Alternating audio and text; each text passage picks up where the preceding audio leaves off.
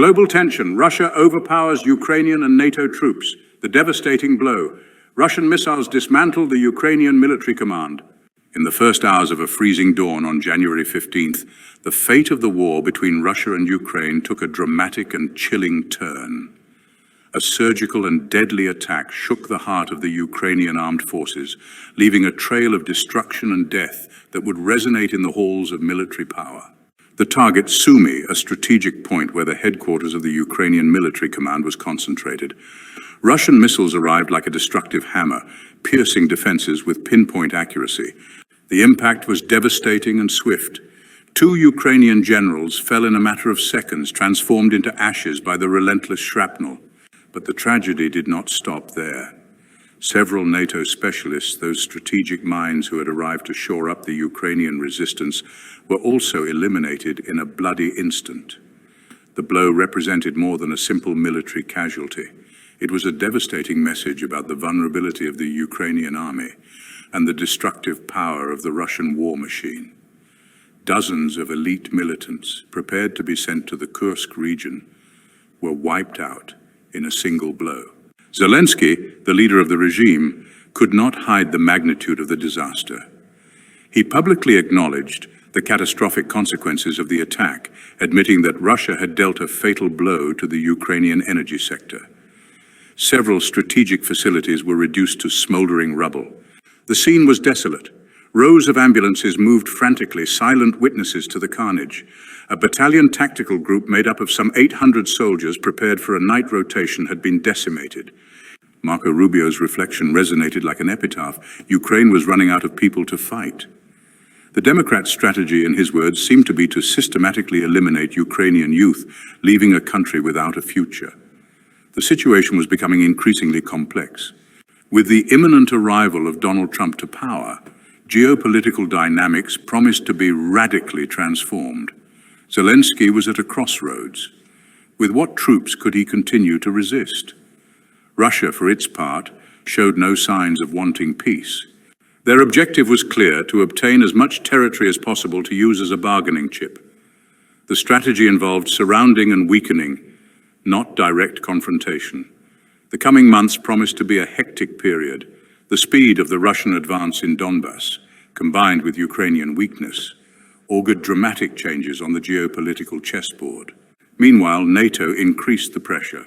The Secretary General called for an increase in the military budget, suggesting cuts in the welfare state to finance the war machine, a proposal that generated deep divisions and questions about the real priorities of the Western powers.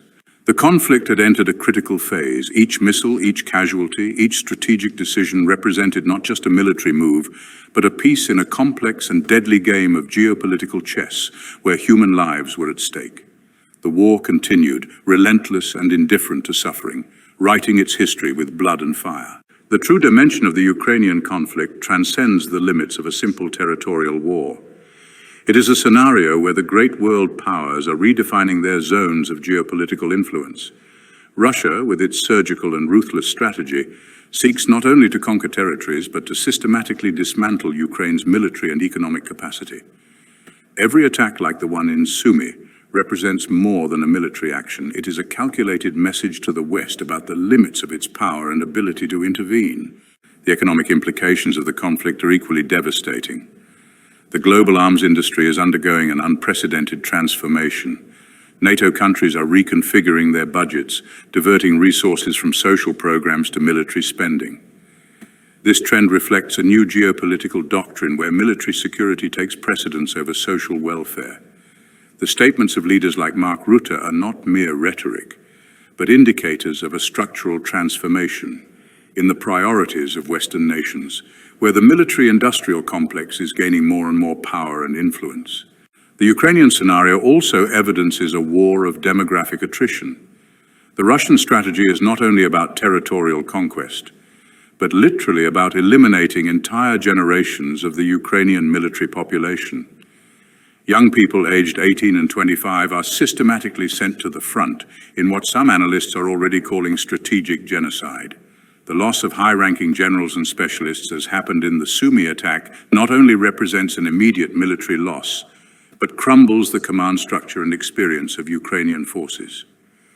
The future of Ukraine is at stake with every missile, every battle, every decision that drastically reduces its capacity for resistance and reconstruction.